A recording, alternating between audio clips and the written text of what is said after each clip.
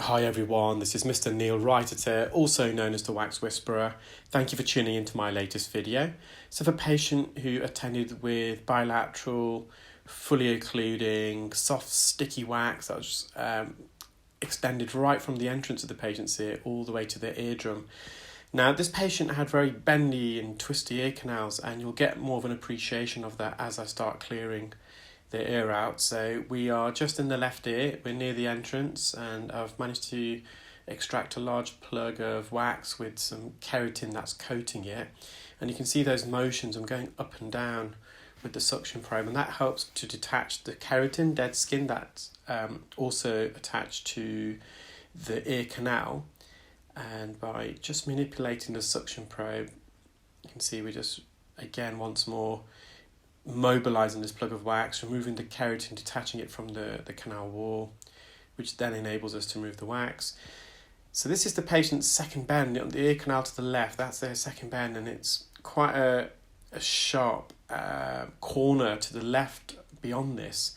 It's almost like a chicane, and as I said, you'll get more of an appreciation in a moment when we look at the entrance of the ear.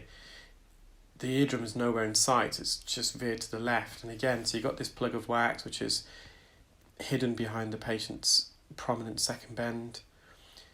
The great thing about an endoscope is once you're comfortable with the technique, it doesn't matter how narrow or twisty the ear canal is, you can manipulate it with the endoscope to straighten the ear canal, which enables any endoscopic specialist to remove wax from anyone's ears really. So that last plug that was really deep and medial against the eardrum, we just brought that forward. The patient had been using drops. They probably OTT'd the drops. It's made the wax really wet and sticky, and it's as such you get this residue that coats the canal as you remove. So the procedure's complete. The eardrum's nice and healthy. Got a good light reflex. You can see here the endoscope's angling inwards, but you can't see the eardrum. It's not in view. All we can see is the back part of the ear canal. And it's where that second, you can see the ear canal also inclines, it goes upwards. Most people's do, they go up by about 30 degrees, but I would say this patient does a bit more than the norm, and there's a really sharp twist and bend to the left. And so the eardrum's tucked away behind that.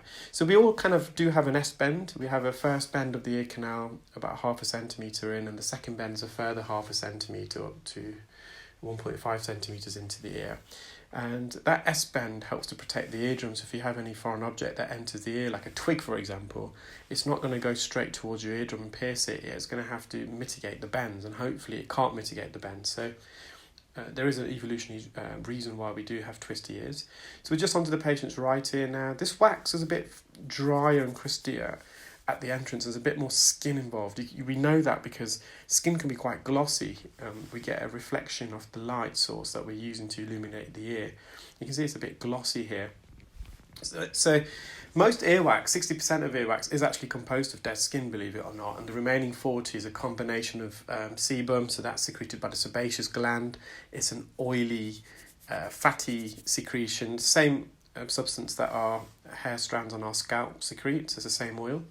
And then some of us also have an oily sweat, and it's the same sweat as under our armpits. Now not everyone has that, it depends on your genetics.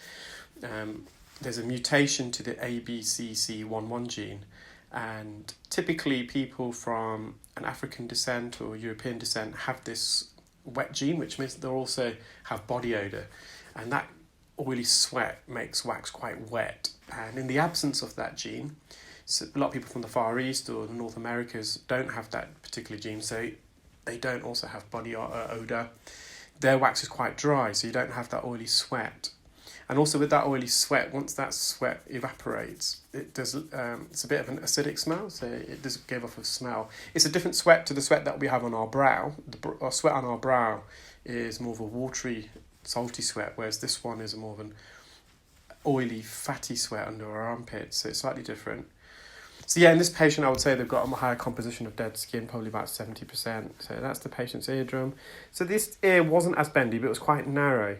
So whereas the patient's left ear was narrow and bendy, this one, there's a slight bend, but not, as I said, we all do have that, but it wasn't as prominent as the patient's left ear. So you can see there's some keratin here that I'm just suctioning off the back canal wall.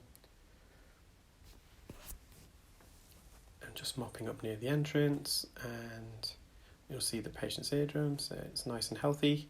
Well, I hope you enjoyed that video, guys, and you're keeping well and safe. Stay tuned, and I will upload some more videos in due course. Take care. Bye.